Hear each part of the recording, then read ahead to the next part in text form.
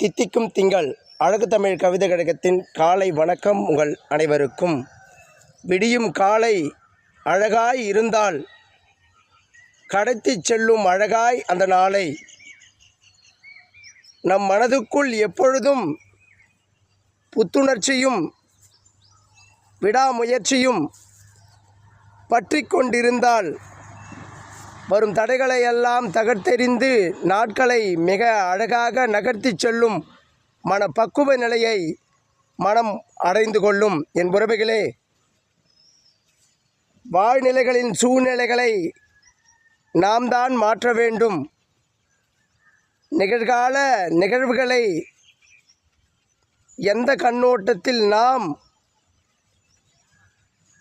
கையாள்கின்றோமோ அந்த கண்ணோட்டத்தில் தான் அது சிறப்பாக முடியும்.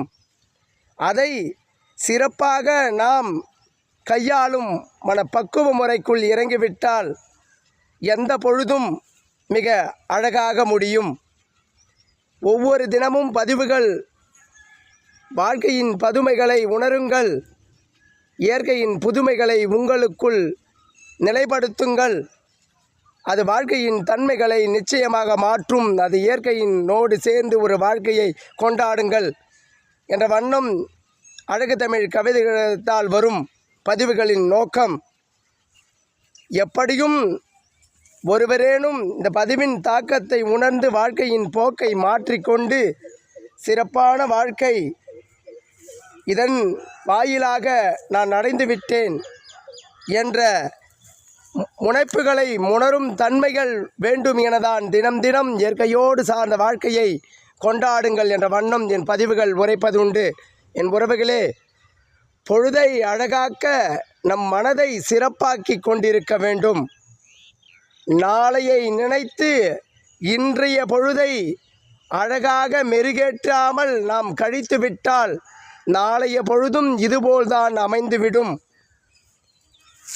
ஒரு பொழுதும் நமக்கான பொழுதை வீணடிக்காமல் காற்றுகள் உள்ள பொழுதே விவசாயம் செய்பவர்கள் நெற்களையும் தூற்றிக்கொள்வதை போல் சரியான நேரத்தில் நமக்குண்டான திறமைகள், அதற்குண்டான தருணங்கள் கிடைத்துவிட்டால் அதை சிறப்பாக பயன்படுத்தி அதன் வழியிலே முன்னேற்றை அடைந்து பிறருக்கும் முன்னேற வேண்டும் என்று நினைப்புகளை நாம் உருவாக்கி அழகான ஒரு வாழ்க்கையை வாழதான் முற்பட வேண்டும்.